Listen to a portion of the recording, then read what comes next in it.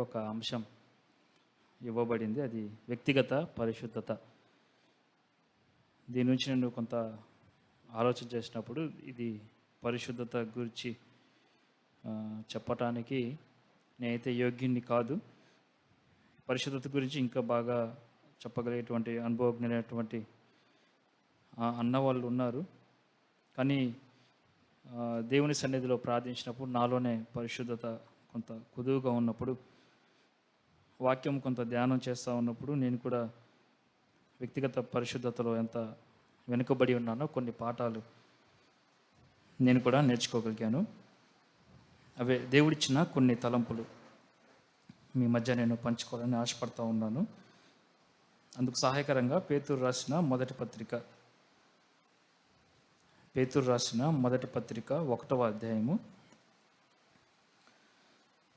14-16 వచనాలు నేను చదువుతా ఉన్నాను. పేతురు రాసిన మొదటి పత్రిక 1వ అధ్యాయం 14-16 వచనాలు. నేను పరిశుద్ధుడై ఉన్నాను గనుక మీరును పరిశుద్ధులై ఉండుడని రాయబడి ఉన్నది.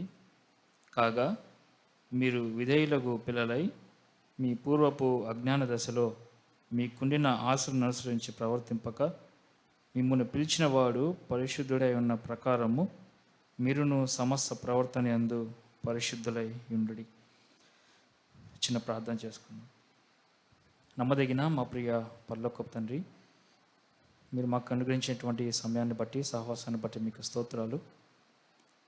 ఈ రాత్రికాల సమయము వ్యక్తిగత మా పరిశుద్ధత విషయమై కొంత వాక్యము ధ్యానం చేస్తుంటుండగా, అల్పుడను అయోగ్యుడను ఎన్నికలేని వాడును, పరిశుద్ధతలో ఎన్నో లోటుపాట్లు కలిగిన నేను ఈ యొక్క సన్నిధిలో నిలవబడి ఉంటుండగా దయతో నన్ను క్షమించి, నన్ను అంగీకరించి మీ యొక్క పరిశుద్ధతలో మేము అంతకంతకు ఎదుగుతూ మీ యొక్క ఆ యొక్క పరిశుద్ధతను ప్రతిబింబించే విషయంలో ఇంకా మమ్మల్ని బలపరిచి ఆయతపరచమని, మా ముందున్న సమయాన్ని మాకు దీవెనకరంగా చేయమని యేసు నామములో ప్రార్థించి అడిగి వేడుకుంటున్నాం తండ్రి. ఆమేన్. మనం చదివినటువంటి ఈ వాక్య భాగంలో ఒక 2 చిన్న తలంపులు మనకు కనబడతా ఉన్నాయి. 14వ వచనం మనం చూస్తే, ఆయన పరిశుద్ధుడే, నేను పరిశుద్ధునై ఉన్నాను గనుక మీరును పరిశుద్ధులై ఉండుడి. ఆయన పరిశుద్ధుడై ఉన్న ప్రకారం మనం కూడా పరిశుద్ధులుగా ఉన్నామని చెప్పి మనం చూస్తూ ఉన్నాం. ఈ మొదటి వచనంలో 14వ వచనంలో మన యొక్క వ్యక్తిగత పరిశుద్ధతకు ఆయన ప్రేరణ ఇక్కడ మనకు కనబడతా ఉంది. 16వ వచనంలో మన వ్యక్తిగత పరిశుద్ధతకు ఆయనే ప్రమాణంగా ఇక్కడ మనకు కనబడతా ఉంది. ఒకప్పుడు పాపులుగా ఉన్న మనల్ని దేవుడు తన రక్తం ద్వారా విమోచించి కడిగి పరిశుద్ధపరిచాడు. ఈరోజు మనల్ని ఒక పరిశుద్ధుల సహవాసంగా, పరిశుద్ధుల గుంపుగా ఈరోజు మనల్ని చేశాడు. ఆయన యొక్క పరిశుద్ధత చాలా ప్రశస్తమైనది. అంటే దాని యొక్క విలువ ఎంత అంటే గనక, యేసుక్రీస్తు ప్రభు యొక్క రక్తం విలువ ఎంతో పరిశుద్ధత యొక్క విలువ కూడా అంతే. కొన్నిసార్లు మనము మన ఇంట్లో కొన్ని వస్తువులకు మనం ప్రశస్తత అనే మాటను మనం ఆపాదిస్తూ ఉంటాం. అంటే ఆ వస్తువు యొక్క ధరను బట్టో, లేకపోతే దానికి ఉన్నటువంటి ఆ యొక్క సౌందర్యాన్ని బట్టో, అది మనకు కలుగజేసేటువంటి ఆ యొక్క ప్రయోజనాన్ని బట్టో కొన్ని వస్తువులను మనం చాలా ప్రశస్తమైనవిగా ఎంచబడుతూ ఉంటాం ఇళ్ళల్లో. దానికంటే గొప్ప ప్రశస్తమైనది ఏంటంటే కనుక దేవుని యొక్క పరిశుద్ధత. పాపులుగా ఉన్న మనల్ని పిలిచి పరిశుద్ధులుగా చేశాడు. ఆయన పరిశుద్ధుడిగా ఉన్న ప్రకారం మనల్ని కూడా పరిశుద్ధులుగా జీవించమని చెప్తా ఉన్నాడు. అలాగున దేవుడు మనల్ని పిలిచాడు. మనం పరిశుద్ధులుగా జీవించడమే దేవుని యొక్క చిత్తమని పౌలు గారు తన పత్రికలో తెస్సలోని సంఘం రాసినట్లుగా కూడా మనం చూస్తూ ఉన్నాం. ఏది ఏమైనప్పటికీ దేవుడు మనల్ని రక్షించడానికి ముందు ఆయన యొక్క ఉద్దేశం ఏంటి అంటే కనుక, ఈ లోకంలో మనము ఆయన కొరకు పరిశుద్ధంగా జీవిస్తూ ఆయన యొక్క పరిశుద్ధతను మనము లోకానికి చూపించే వారంగా, ప్రతిబింబింపజేసే వారుగా మనం ఉండాలని ఆయన మనల్ని పిలుచుకున్నాడు. ఈ వచనాలను కొంత ధ్యానం చేస్తూ ఉన్నప్పుడు దేవుని యొక్క పరిశుద్ధత ఎంత గొప్పదో కొంత అర్థం చేసుకోగలిగాను. దేవుని యొక్క పరిశుద్ధత ఎంత గొప్పది అంటే కనుక, దేవుడు పాపం పుట్టక ముందు నుంచే ఆయన పరిశుద్ధుడిగా ఉన్నాడు. పాపం మొట్టమొదటిగా ఎక్కడ పొడ చూపిందంటే కనుక మానవ లోకంలో కాదు కానీ దేవలోకంలోనే పాపం మొట్టమొదటిగా ప్రారంభమైనట్లుగా కూడా మనం చూస్తాం. అంటే దేవదూతలు పాపులుగా అవ్వక ముందే ఆయన పరిశుద్ధుడిగా ఉన్నాడు. ఆదాము అవ్వలు పాపంలో పడక ముందే ఆయన పరిశుద్ధుడిగా ఉన్నట్లుగా మనం చూస్తూ ఉన్నాం. సహజంగా మనము పరిశుద్ధత అంటే ఏంటి అని మనం ఆలోచన చేస్తే సహజంగా మనం చెప్పే సమాధానము పాపం లేకపోవడమే పరిశుద్ధత అని మనం చాలా వరకు మనం సమాధానం ఇస్తాం. అంటే పాపం లేకపోవడం పరిశుద్ధత అని కాదు కానీ పరిశుద్ధత లోపించడమే పాపం. ఎందుకంటే పరిశుద్ధత ముందు ఉంది, తర్వాత పాపం అనేది వస్తూ ఉంది. అంటే ఎప్పుడైతే మన జీవితంలో పరిశుద్ధత లోపిస్తుందో అదే పాపంగా మన జీవితంలో ఎంచబడుతూ ఉంటుంది. అంత మాత్రమే కాదు, దేవుని యొక్క పరిశుద్ధతను కొలవటానికి ఒక పాపాన్ని మనం వాడుకోవడానికి అవసరం లేదు. ఒక పాపాన్ని మనం వాడుకోకూడదు. ఎందుకంటే ఒక ఒక పాపంని దాన్ని వివరించడానికి దేవుని యొక్క పరిశుద్ధతను మనం వాడుకోవడానికి అవసరం లేదు, వాడుకోకూడదు. ఎందుకంటే కనుక ఆయన యొక్క పరిశుద్ధత అంత ఉన్నతమైనది. ఏదైనా ఒక విషయం ఇది పాపమో కాదో తెలుసుకోవడానికి దేవుని యొక్క పరిశుద్ధత మన యొక్క ప్రమాణంగా మనం చూస్తూ ఉన్నాం. అసలు పరిశుద్ధత అంటే ఏంటి అంటే కనుక దేవుని యొక్క గుణలక్షణాల సమ్మేళనం, లేకపోతే దేవుని యొక్క గుణలక్షణాల సమ్మేళనం, అదంతా కలిపితే అదే పరిశుద్ధత. అంటే ఆయన యొక్క నైతిక లక్షణాలన్నీ కూడా మనం కుప్పగా పోస్తే, లేకపోతే ఆయన యొక్క నైతిక లక్షణాలన్నీ కూడా మనం ఒక రాశిగా పోస్తే ఆ రాశినే మనం పరిశుద్ధత అని కూడా మనం చెప్పుకోవచ్చు. ఎందుకంటే ఆయన యొక్క నైతిక లక్షణాల్లో ఆయన ప్రేమను మనం చూస్తే కనుక ఆయన ప్రేమలో మనకు పరిశుద్ధత కనిపిస్తుంది. ఆయన కృపను తీసుకుంటే ఆయన కృపలో కూడా పరిశుద్ధత కనిపిస్తుంది. ఆయన యొక్క నీతిని తీసుకుంటే ఆ నీతిలో కూడా పరిశుద్ధత కనిపిస్తుంది. చివరిగా ఆయన కోపాన్ని కూడా మనం తీసుకుంటే కనుక ఆయన కోపంలో కూడా పరిశుద్ధత మనకు కనిపిస్తూ ఉంటుంది. కాబట్టి ఆయన యొక్క నైతిక లక్షణాలన్నీ కూడా మనం కుప్పగా పోస్తే అదే పరిశుద్ధంగా మనం ఎంచుకోవచ్చు. అంత మాత్రమే కాదు, మనం బయట వెహికల్ యొక్క చక్రం అంటే బండి సైకిల్ చక్రం కూడా మనం చూస్తే కనుక సైకిల్ చక్రం లోపల ఒక రిమ్ ఉంటుంది కదా. ఆ రిమ్ముకి కొన్ని స్పోక్స్ అంటే ఒక పుల్లల్లా అవి మధ్యలో గుచ్చబడి ఉంటాయి, మధ్యలో మనకు కనిపిస్తాయి. ఆ స్పోక్స్ మధ్యలో ఒక హబ్ ఉంటుంది. ఆ హబ్బు లోపల ఉన్నటువంటి ఆ ఒక ఇసురు ద్వారా ఒక చక్రం అనేది తిరుగుతూ ఉంటుంది. అంటే ఆ స్పోక్స్ లేకపోతే కనుక ఆ ఒక చక్రం అలా నిలబడలేదు. ఇక్కడ దేవుడి యొక్క పరిశుద్ధత ఒక హబ్ అనుకుంటే ఆ యొక్క పరిశుద్ధతలో నుంచే ప్రేమ అనే ఆ యొక్క స్పోక్ వస్తుంది, నీతి అనేటువంటి ఆ యొక్క పుల్ల వస్తుంది, లేకపోతే ఇంకా కనికరం అనే పుల్ల కూడా దాని నుంచే వస్తుంది. అంటే పరిశుద్ధత, ఆయన యొక్క పరిశుద్ధత ఎట్లాంటిదంటే కనుక ఆయన ప్రేమలో పరిశుద్ధత కనిపిస్తుంది, ఆయన పరిశుద్ధతలో ప్రేమ కనిపిస్తుంది. అంత మాత్రమే కాదు, పరిశుద్ధత అనేది మూల లక్షణం, అన్నిటికీ మూల లక్షణం కాబట్టి, అది ఒక మౌలిక లక్షణం కాబట్టి, మిగిలిన లక్షణాలన్నిటికీ అది పునాది లక్షణం కాబట్టి ఆయన పరిశుద్ధుడు పరిశుద్ధుడు పరిశుద్ధుడు అని చెప్పి 3 సార్లు నొక్కి వక్కా నుంచి దేవదత్తులు ఆయన ఆరాధించినట్లుగా యెషయా గ్రంథంలో మనం చూస్తూ ఉన్నాం. కాబట్టి ఇక్కడ మనం ఆలోచన చేయాల్సింది ఏంటంటే కనుక ఆయన పరిశుద్ధుడిగా ఉన్నాడు, మనల్ని కూడా పరిశుద్ధులుగా ఉండమని ఆయన మనల్ని పిలుపునిచ్చాడు. ఇక్కడ మన పరిశుద్ధత గురించి మనం కొంత ఆలోచన చేస్తే ఒక విశ్వాసి తన యొక్క పరిశుద్ధ జీవితాన్ని, తన యొక్క క్యారెక్టర్ని ఏదైతే ఉందో, తన యొక్క దేవుడి యొక్క క్యారెక్టర్, దేవుని యొక్క పరిశుద్ధత ఏదైతే ఉందో అదే మనము ప్రతిబింబించే వారుగా మనం ఉండాలి. అప్పుడే మనము పరిశుద్ధత కలిగిన క్రైస్తవులుగా, పరిశుద్ధత కలిగిన విశ్వాసులుగా మనం ఎంచబడతాం. ఇక్కడ మనం ఆలోచన చేస్తే దేవుడు పరిశుద్ధుడిగా ఉన్నాడు, మనల్ని కూడా పరిశుద్ధులుగా పిలిచాడు. ఒకవేళ దేవుడు మనల్ని పరిశుద్ధులుగా అని పిలవటానికి, ఆయన యొక్క కుమారులుగా మనల్ని అంగీకరించడానికి, ఆయన యొక్క బిడ్డలుగా మనల్ని అంగీకరించడానికి ఆయన యొక్క గుణలక్షణాలను, ఆయన యొక్క పరిశుద్ధతను ఎప్పుడైతే మనము పుణికిపుచ్చుకుంటామో అప్పుడే మనము ఆయన దృష్టికి పరిశుద్ధులుగా మనము ఎంచబడుతూ ఉంటాం. మనము ఇళ్లలో పిల్లల్ని కొట్టేటప్పుడు కూడా ఆ కొట్టే విషయంలో కూడా మనలో పరిశుద్ధత కనిపించాలి. అంటే మనం ఏది తిట్టినా సరే దాంట్లో పరిశుద్ధత కనిపించాలి. అంటే దేవుని యొక్క లక్షణాన్ని మనం మీరకుండా ఉండాలి. దేవుడు యొక్క లక్షణాలు అంటే ఆ యొక్క ప్రేమ, ఆ యొక్క పరిశుద్ధత, ఆయన కేవలము పరిశుద్ధుడే అయి ఉంటే కనుక ఈరోజు మనము ఇలా ఉండేవాళ్ళం కాదు. ఆయన పరిశుద్ధత ఆయన యొక్క ప్రేమను బ్యాలెన్స్ చేస్తుంది. ఆయన ప్రేమ ఆయన యొక్క పరిశుద్ధతను బ్యాలెన్స్ చేస్తుంది. అలాగే మనం కూడా మన యొక్క పరిశుద్ధ జీవితంలో మనం కూడా ఏ విధంగా ఉండాలంటే కనుక ఆయన యొక్క గుణ లక్షణాలను మనం పుణికిపుచ్చుకునేవారుగా, అందిపుచ్చుకునే వారంగా మనం ఉండాలి. సాధారణంగా మనము క్రైస్తవ సమాజంలో 2 రకాల మనుషులను మనం చూడవచ్చు. ఒక రకం మనుషులు ఏంటంటే కనుక వాళ్ళు బాగా ప్రేమిస్తారు, అంటే అందరినీ చాలా బాగా ప్రేమిస్తారు. కానీ పరిశుద్ధత విషయానికి వచ్చేసరికి, విలువల దగ్గరికి వచ్చేటప్పటికి పర్లేదులే బ్రదర్ అని అనుకుంటారు, అంటే చాలా లైట్ తీసుకుంటూ ఉంటారు. ఇంకో రకం మనుషులు ఎవరంటే కనుక వీళ్ళు చాలా నిష్టగా బతుకుతారు, ఎప్పుడు పరిశుద్ధత నిష్టగా బతుకుతూ ఉంటారు. కానీ వీళ్ళు ప్రేమ అనేది అప్పుడప్పుడు కొదువుగా మనకు కనబడుతూ ఉంటుంది. కానీ ఈ దేవుడు ఆ యొక్క ప్రేమను, ఆ యొక్క పరిశుద్ధతను మనము బ్యాలెన్స్ చేసుకున్నట్లుగా కూడా మనం చూస్తూ ఉన్నాం. ఒకవేళ పరిశుద్ధత అనేది ప్రత్యేకమైనదిగా మనకు అనిపిస్తే కనుక మనం కూడా ప్రత్యేకంగా మనం జీవించాలి. ఈ లోకంలో లోకస్తులతో మనం స్నేహం చేయాలి.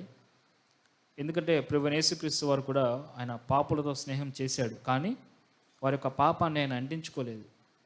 ఈ లోకంలో మనం కూడా లోకస్తులతో స్నేహం చేయాలి, వారిని మనం ఖచ్చితంగా ప్రేమించాలి. కానీ ఆ యొక్క లోకతత్వాన్ని మనము అంటించుకోకూడదు. యేసుక్రీస్తు పాపులకు స్నేహితుడయ్యాడు, కానీ ఆయన వారి పాపాన్ని అంటించుకోలేదు. కానీ యేసుక్రీస్తు యొక్క పరిశుద్ధత వారి మీద ప్రభావం చూపించింది. ఒక విశ్వాసి నిజంగా పరిశుద్ధంగా జీవిస్తున్నాడు అంటే కనుక మన యొక్క పరిశుద్ధత, మనం ఎవరిదైతే స్నేహం చేస్తూ ఉన్నామో మన యొక్క పరిశుద్ధత వారి మీద ప్రభావం చూపించాలి. అదే ఒక విశ్వాసి యొక్క జీవన శైలి. ఒకవేళ మన యొక్క పరిశుద్ధత మన యొక్క పనిచేస్తున్న స్థలంలో కావచ్చు, ఇరుగు పొరుగు దగ్గర కావచ్చు, మన బంధువుల దగ్గర కావచ్చు, మన యొక్క పరిశుద్ధత అనేది ప్రభావితం చూపించలేకపోతుందంటే కనుక మన యొక్క వ్యక్తిగత పరిశుద్ధతలో ఎక్కడో మనము లోపం కలిగి ఉన్నాం అనే సంగతి మనము జ్ఞాపకం చేసుకోవాలి. పరిశుద్ధత అనేది చాలా ప్రశస్తమైనది. అంటే మనం చాలా వరకు పరిశుద్ధత అంటే చాలామంది ఏమనుకుంటారంటే కనుక, అంటే ఇది చేయకూడదు, ఈ పని చేయకూడదు, ఈ తప్పు చేయకూడదు, అది సినిమా చూడకూడదు, ఈ సీరియల్ చూడకూడదు అని చాలామంది అనుకుంటుంటారు. అంటే అది ఏంటంటే ఆ పరిశుద్ధత ఏంటంటే కనుక అది క్రింది స్థాయి పరిశుద్ధత, అంటే ఒక ఎలిమెంటరీ స్కూల్ పరిశుద్ధత. అసలు పరిశుద్ధత అంటే ఏంటంటే కనుక మనం ఏం చేయాలి, ఎలా ఉండాలి అనేది పరిశుద్ధత. అది మనం ఎక్కడి నుంచి తెచ్చుకోగలం అంటే కనుక క్రీస్తు యొక్క పరిశుద్ధత నుంచే మనం అది తెచ్చుకోగలం. అంటే ఆయన క్రీస్తు ఎలా చూడగలిగాడో మనం అలా చూడడం నేర్చుకోవాలి మన కన్నులతో.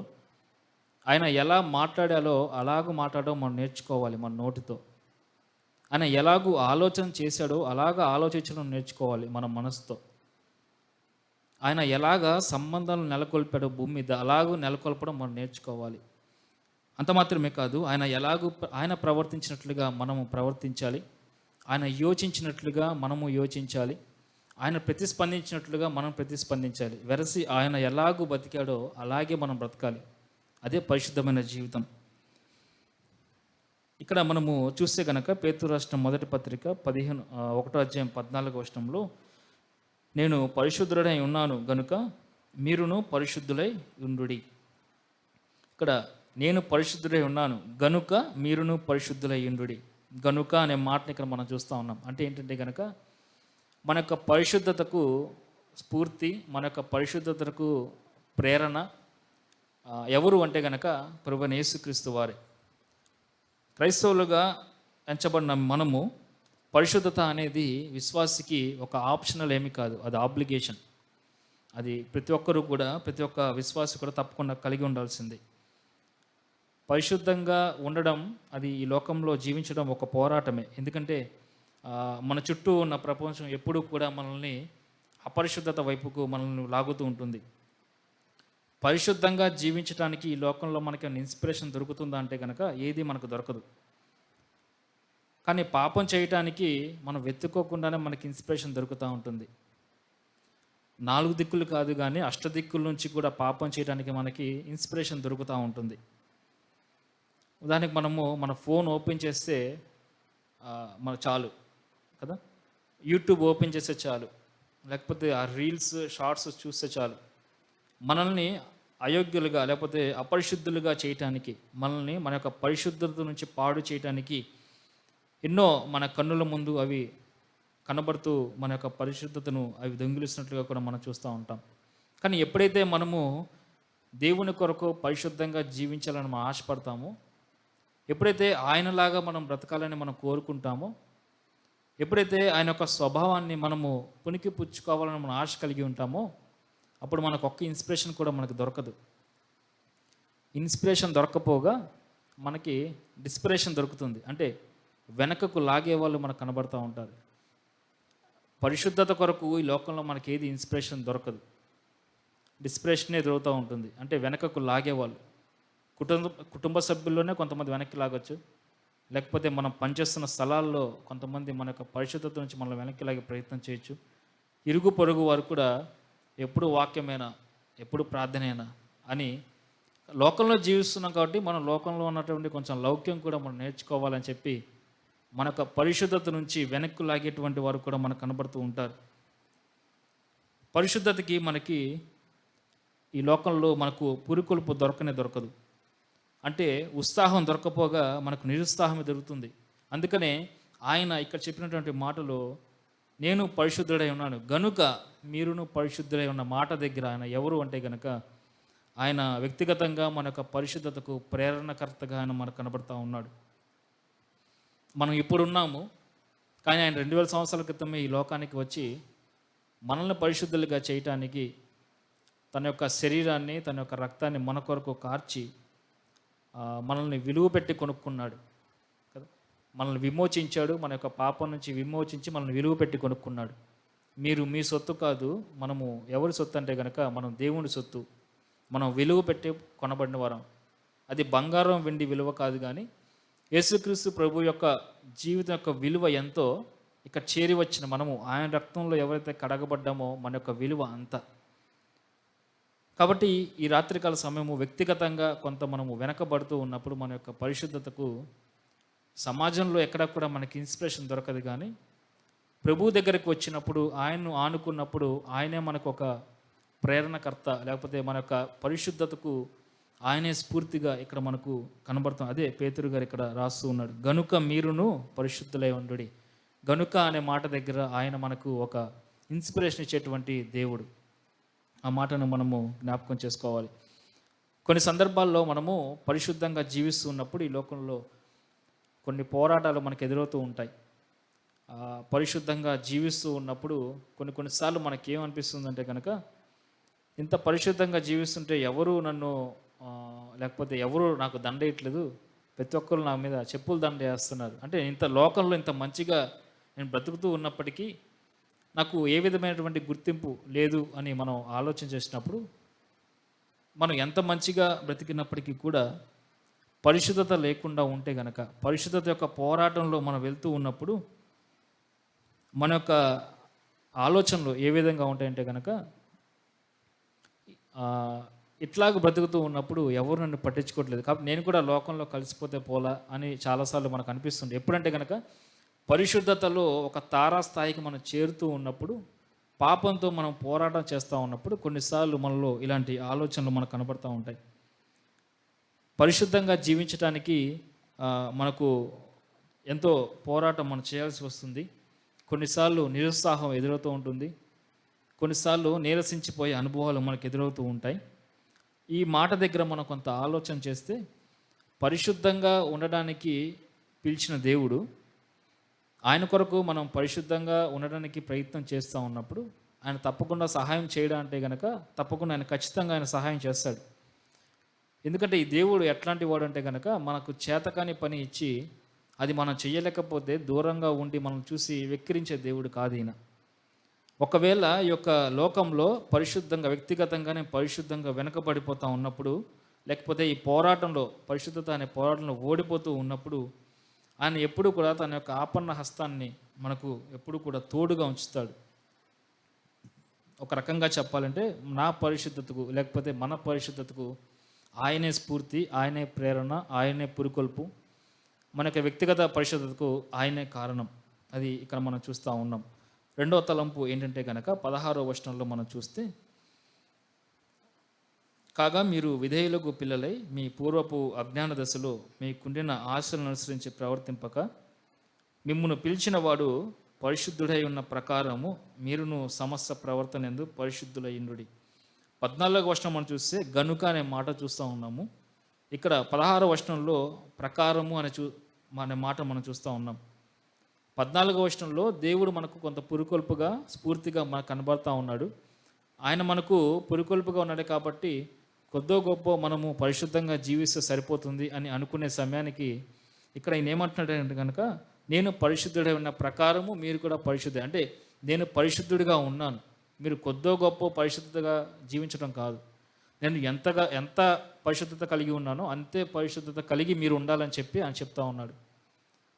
అందుకే యోహాన్ భక్తుడు కూడా తను రాసిన మొదటి పత్రికలో మనము ఆయన వెలుగుగా ఉన్న ప్రకారం, అంటే ఆయన వెలుగుగా ఉన్న ప్రకారం మనం కూడా వెలుగు సంబంధం అని చెప్పి ఆ మాట మనం చూస్తాం కదా. అలాగే ఇక్కడ మనం చూస్తే కనుక ఆయన ఎంత పరిశుద్ధుడో మనం కూడా అంతే పరిశుద్ధులుగా మనం జీవించాలని చెప్పి ఇక్కడ వాక్య భాగం మనకు తెలియజేస్తూ ఉంది.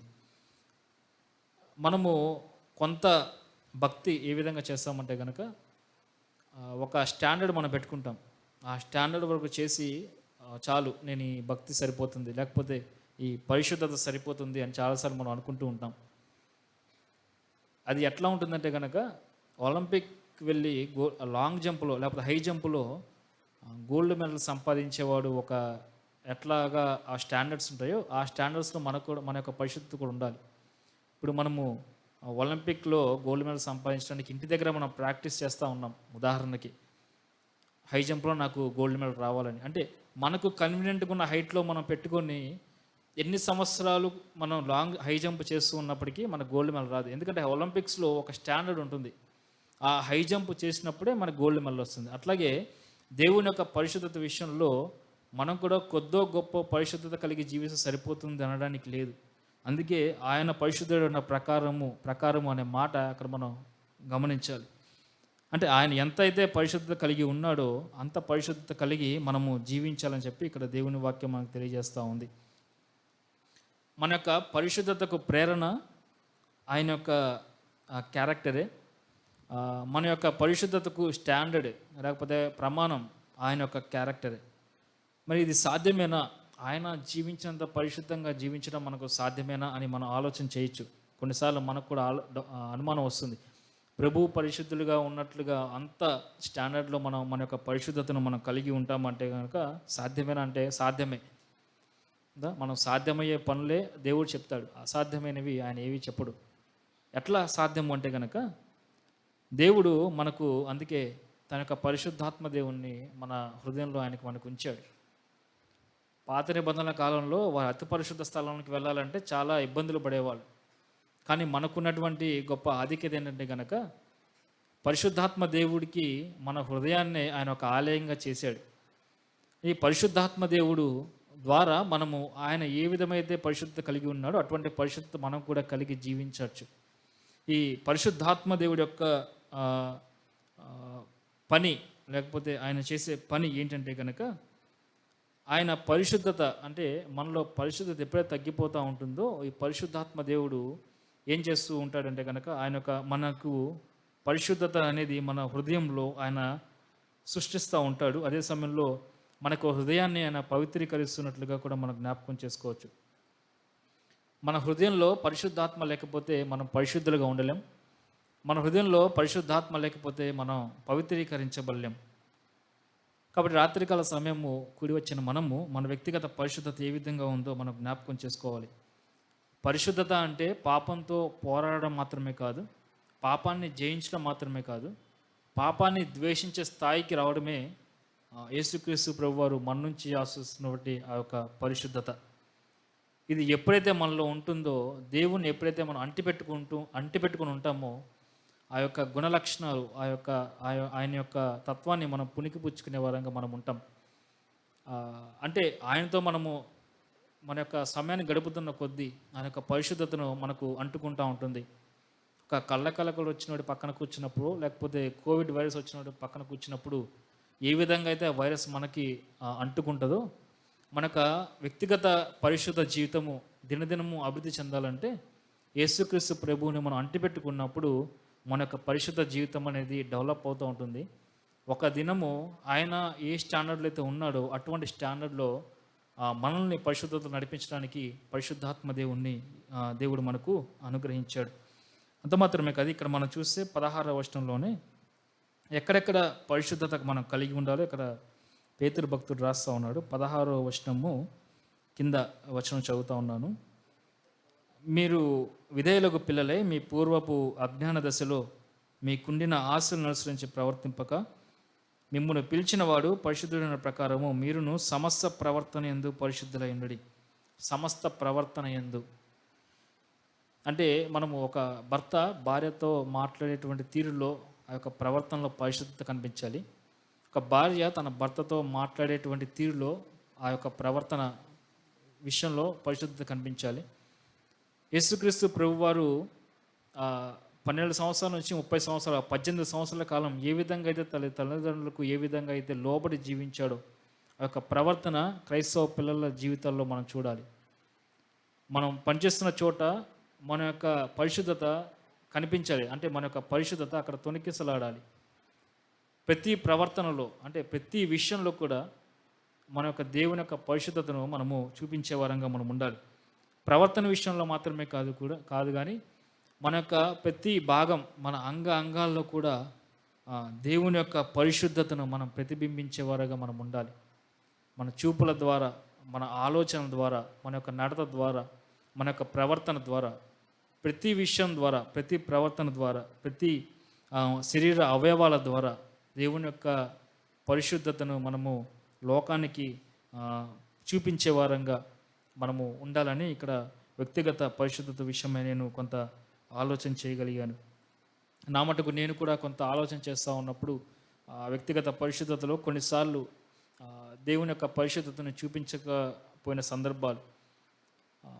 రక్షించబడిన కొత్తలో నేను దేవుని యొక్క పరిశుద్ధతకు వ్యతిరేకంగా ఎన్నో క్రియలు చేశాను రక్షించబడిన మొదటి 2 సంవత్సరాల్లో. తర్వాత దేవుని యొక్క వాక్యము క్రమక్రమంగా అర్థమవుతూ ఉన్నప్పుడు ఈరోజు దేవుని యొక్క పరిశుద్ధత గురించి కొంత అవగాహన కలిగి నేను ఉన్న స్థలంలో దేవుని యొక్క పరిశుద్ధతను కొంత పరిచయం చేయడానికి దేవుడు కొంచెంగా నాకు సహాయం చేస్తూ వచ్చాడు. అంటే నేను ఉన్న స్థలంలో ఎక్కువగా నేను మరి మా సార్తో జర్నీ చేస్తూ ఉన్నప్పుడు కారులో లేకపోతే 2 వీలర్ వెహికల్ మీద ప్రయాణం చేస్తూ ఉన్నప్పుడు ఆయన చెప్తూ ఉంటాడు, ఈ సినిమా చూసావా, ఆ సినిమా చూసావా అని. నేను చూడలేదు సార్ అంటే ఆయన చెప్తా ఉండేవాడు, చూడు బాగుంటుంది ఇది అని చెప్పి. అంటే నేను నమ్ముకున్నాను చెప్పి, యేసుక్రీస్తుని నమ్ముకున్నాను చెప్పి ఆయనకు తెలుసు, నేను చూడను కూడా ఆయనకు తెలుసు.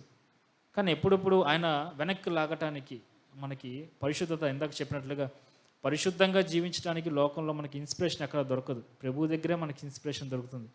లోకంలో ఇలా జీవిస్తూ ఉన్నప్పుడు కొంతమంది మనల్ని వెనక్కి లాగే సమయంలో ఆ యొక్క పరిశుద్ధత కొరకు మనం నిలబడినప్పుడు అది మన మట్టుకు మనం నిలబడలేం, కానీ పరిశుద్ధాత్మ దేవుడు మనం నడిపిస్తూ ఉన్నప్పుడు అక్కడ దేవుని యొక్క పరిశుద్ధతను మనము ప్రతిబింబించేవారుగా మనం ఉంటాం. అటువంటి సాక్ష్యాన్ని మనం పొందుకుంటూ ఉన్నప్పుడు ఆ యొక్క పరిశుద్ధాత్మను మనము ఇతరులకు మన యొక్క పరిశుద్ధత ఇతరుల మీద ప్రభావితం చూపించినప్పుడు తప్పకుండా కొంతమందినైనా మనము దేవుని కొరకు నడిపించడానికి అవకాశం ఉంది. కాబట్టి ఈ కొద్ది మాటలు ఇచ్చిన తలంపులు దేవుడు మన వెనుకల్లో దీవించిన నమ్మదగిన దేవా, మీకు వందనాలు స్తోత్రాలు చెల్లిస్తూ ఉన్నాం ప్రభువా. రాత్రికాల సమయము ప్రభువా మేము కొంత మీ వాక్యం నుంచి వ్యక్తిగత పరిశుద్ధ విషయమై కొంత ధ్యానం చేయగలిగాము. మా యొక్క పరిశుద్ధతకు ఇన్స్పిరేషన్గా మీరున్నారు, మా యొక్క పరిశుద్ధతకు ప్రమాణంగా మీరున్నారు. ఆ వాక్యాన్ని మేము మా జీవితాల్లో అన్వయించుకుంటూ మీతో మేము సమయాన్ని గడుపుతూ మీ యొక్క పరిశుద్ధతను మేము పొందుకునే వారంగా అలాగున మేము జీవించినట్లుగా మీ యొక్క కృపను మాకు అనుగ్రహించి నడిపిస్తారు నమ్ముతూ మా ప్రభువు రక్షకుడైనటువంటి యేసుక్రీస్తు నామములో ప్రార్థించి అడిగి వేడుకుంటున్నాం తండ్రి. ఆమేన్.